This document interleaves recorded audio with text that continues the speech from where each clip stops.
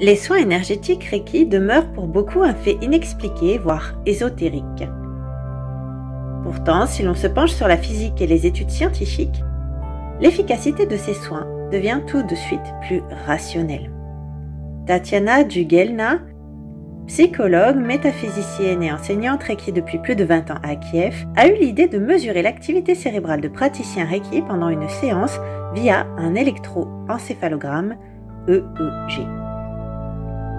L'étude a démontré un passage d'une activité cérébrale en onde bêta, activité que l'on a pour les tâches habituelles du quotidien, en onde θ, activité cérébrale proche du sommeil, de la relaxation très profonde que l'on retrouve lors de séances d'hypnose, et alpha, activité cérébrale correspondant à l'état de relaxation.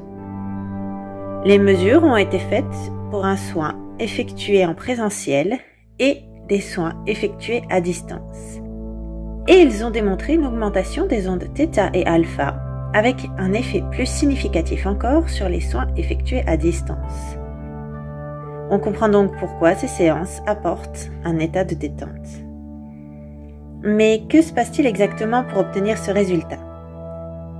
En réalité, nous sommes des êtres électromagnétiques qui entrons en résonance avec la fréquence terrestre. Lorsqu'il fait un soin, le praticien joue le rôle d'une antenne entre le patient et la Terre. Les professeurs Zimmerman aux USA en 1990 et Seto au Japon en 1992 ont étudié les champs bioénergétiques des mains du praticien Reiki. Ils découvrirent que les pulsations électromagnétiques générées par les mains étaient les mêmes que celles produites par les cerveaux synchronisés du patient et du praticien, particulièrement lorsque celui-ci produisait des ondes alpha entre 7 et 8 Hz.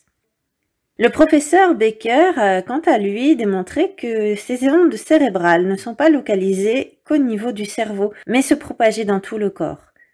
Des études indépendantes ont déjà démontré que le 2 Hz permet la régénération du système nerveux, que le 7 Hz agit sur la croissance des os, que le 15 Hz agit sur le système sanguin. Toutefois, il est peut-être difficile de comprendre comment un tel résultat peut se produire alors que les mains du praticien ne touchent pas le patient ou alors que le soin est effectué à distance.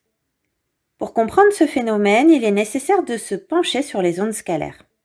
Ces ondes circulent tout autour de nous et se déplacent à très grande vitesse.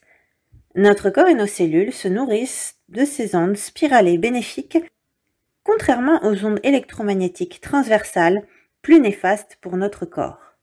Pour en savoir davantage sur cette question, je vous invite vivement à consulter l'article du Dr Jansek à ce sujet, Ondes scalaires, la médecine de demain, ou la vidéo où je l'ai interviewé.